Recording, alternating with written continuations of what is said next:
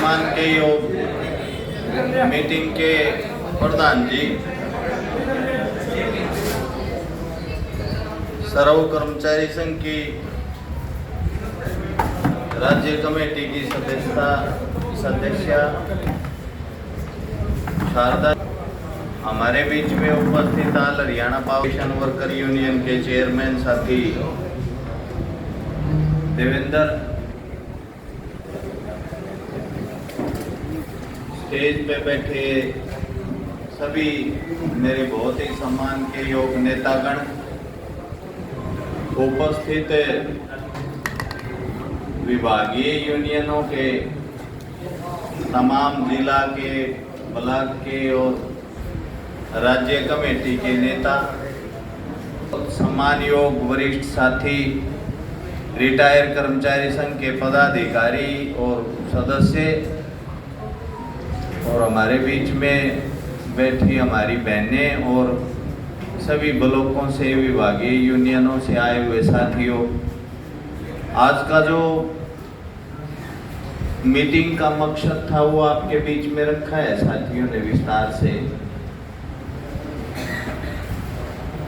हमारे सामने जो परिस्थिति बनी हुई है उससे हम लगातार दो चार हो रहे हैं, और सत्ता में बैठी जो सरकार है उसके पास परिस्थिति बिल्कुल विपरीत होते हुए भी वो हमारी कोई सुनवाई करने के मूड में नहीं लगती, और इस परिस्थिति का आकलन हमने अपनी 15-16 तारीख की जो राज्य कार्यकारिणी की मीटिंग थी उसमें विस्तार से हमने इन इशू के ऊपर चर्चा की थी कि भाई ये जो समय बचा हुआ है, मोटा मोटी हम ये मान रहे हैं कि 2 महीने का समय बचा हुआ है, जुलाई और अगस्त। इस 2 महीने में सरकार कुछ मुख्य मुद्दों के ऊपर कोई हमारे को राहत देगी ऐसा लगता नहीं है। कोई उन्होंने घोषणा भी की ना तो आधे अधूरे ढंग से करेंगे, बात नहीं करना चाहते। यदि उनको बात करनी होती ना तो हमने जो ही सरकार बदली यहाँ पे बीजेपी की सरकार, एक मुख्यमंत्री और मंत्रियों को हटा के दोबारा से फिर सरकार बना ली, मुख्यमंत्री बदल दिए, जो गठबंधन चल रहा था वो टूट गया। अब बीजेपी की अकेली अल्पमत की सरकार है,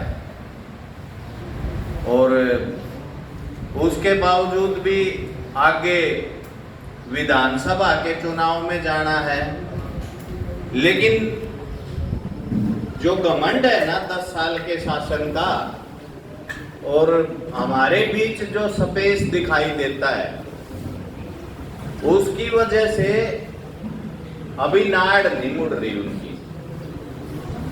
यदि मुड़ रही होती ना, जनता को सोचते कि भाई अभी अभी 5 सीटें आ रही हैं बीजेपी ने, 10 में से 5 आधे हो गए, और विधानसभा का जो विश्लेषण है सीट वाइज, तो वो ये है कि 46 सीटों पे जो है वो कांग्रेस जीती हुई है। इसका मतलब साफ तौर पे इनको जाने का संकेत पब्लिक ने दे दिया। जब इस पे बात हुई ना कि भाई आप लोग आधी सीट हार गए, तो कैसे देखते हो आप इसको? तो जो बीजेपी के आरएसएस के नेता है ना, वो कह रहे हैं कि हार का जो कारण है ना, वो एक तो ये परिवार पहचान पत्र में हमने लोगों को लाइन में खड़ा कर रखा है, ये एक कारण है, और दूसरा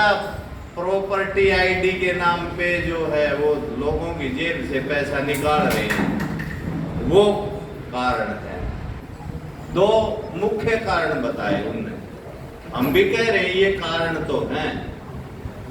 ऐसा कर रहे हो आप लगातार लोगों से पैसा लेने का, आपने इतना बड़ा रास्ता खोल रखा है कि आम जनता को लूटने का जो अंतिम सोर्स है ना, उसको शुरू कर दिया। गांव में भी कोई